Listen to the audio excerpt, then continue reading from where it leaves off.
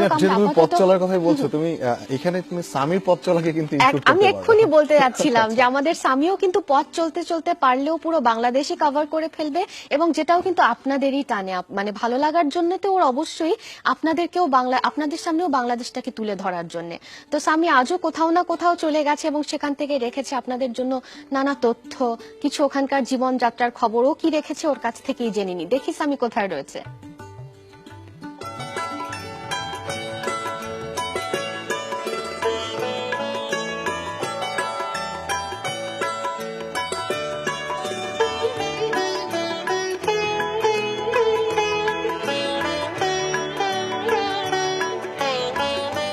কুমিল্লার একটা বড় স্পেশালিটি হচ্ছে এখানকার ছোট বড় দিঘি।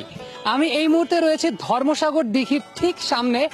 এটি প্রায় 23 একর জায়গা জুড়ে অবস্থিত এবং ত্রিপুরা রাজা প্রথম ধর্মমাণিক্য তিনি এই দিঘিটি প্রথম খনন করেছিলেন।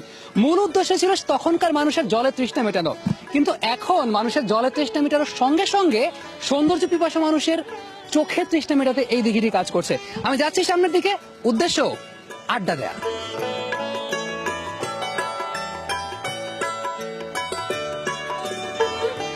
যেহেতু এই ধর্মসাগর জায়গাটা এখানকার মানুষের একটা কমন আড্ডার স্পট আমি আসলে পেয়ে গেছি অনেককে আমার কাছে।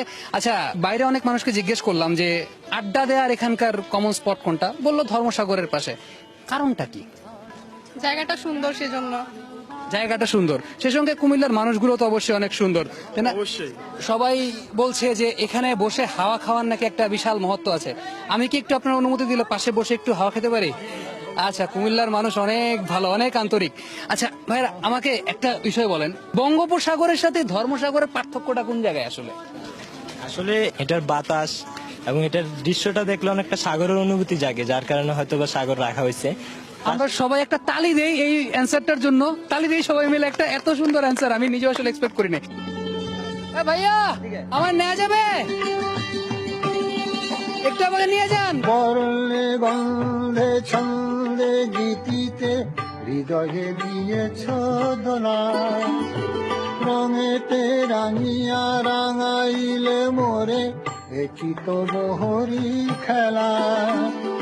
তুমি যে ফাগুন রঙের আগুন, তুমি যে রসের ধারা।